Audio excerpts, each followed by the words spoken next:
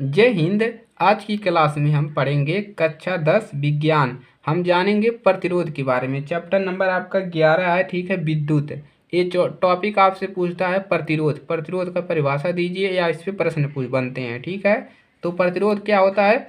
तो प्रतिरोध को हम कैपिटल आर से इसको प्रदर्शित करते हैं, ठीक है। अगर आ रहा है तो यानी कि प्रतिरोध है। चलिए इसका परिभाषा समझते हैं क्या है। तो इसका परिभाषा आप लोग लिखेंगे साथ में कि किसी चालक चालक चालक मतलब क्या समझिए, जैसे तार हो गया, जैसे केबल होता है ना, वही चालक होता है। किसी चालक में विभवांतर, विभवांतर क्या होता है?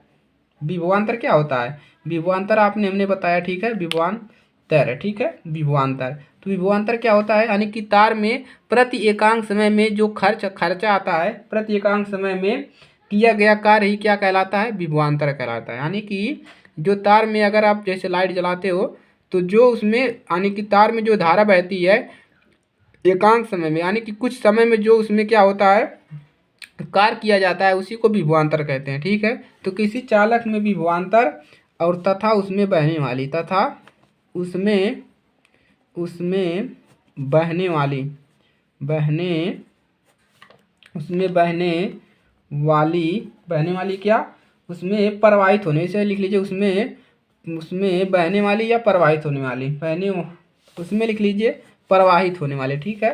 यहाँ पर लिख देते हैं प्रवाहित, उसमें प्रवाहित होने वाली विद्युत धारा। विद्युत धारा का मतलब क्या है कि जो तार में जो करंट जाता है वही विद्युत धारा होता है, ठीक है।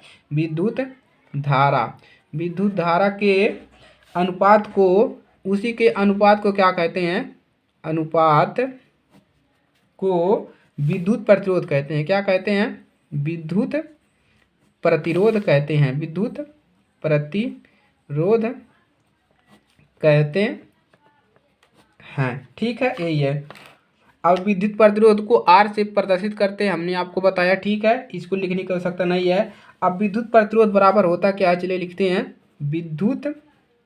विद्युत प्रतिरोध बराबर प्रतिरोध है। विद्युत प्रतिरोध बराबर होता है कि कितना विभवांतर है, यानी कि प्रति एकांक समय में कितना कार्य किया जा रहा है, ठीक है। तार में कितना कार्य किया जा रहा है, करंट जाने में कितना समय लग रहा है, बटा में विद्युत धारा, ठीक है, कितना करंट बह रहा है, विद्युत धारा, ठीक है। चलिए ये फार्मूला होता है। और प्रतिरोध को किसे दिखाते हैं? आर से। तो हम इसको आर बराबर लिख सकते हैं विभवांतर को बी से और धारा को आई से। तो आर बराबर लिख सकते हैं बी बटा में आई, ठीक है, ठीक है, इसी को हम लिख सकते हैं। तो और इसका मात्रक क्या होता है? तो प्रतिरोध का मात्रक क्या होता है? प्रतिरोध का मात्रक जो होता है वो क्या होता है? ओम होता है। क्या होता है? प्रतिरोध का मात्रक ओम। ओम को ऐसे बनाया जाता है, ठीक है, इस प्रकार से, यही आपका मात्रक होता है। तो चैनल पे नए हैं सब्सक्राइब करिएगा, अपने दोस्तों के पास शेयर करिएगा, ठीक है। चलिए मिलेंगे नेक्स्ट क्लास में। तो इसका मात्रक, प्रतिरोध का मात्रक क्या होता है? एम्पियर। चलिए ठीक है, कोई दिक्कत नहीं है, आगे बढ़ते हैं।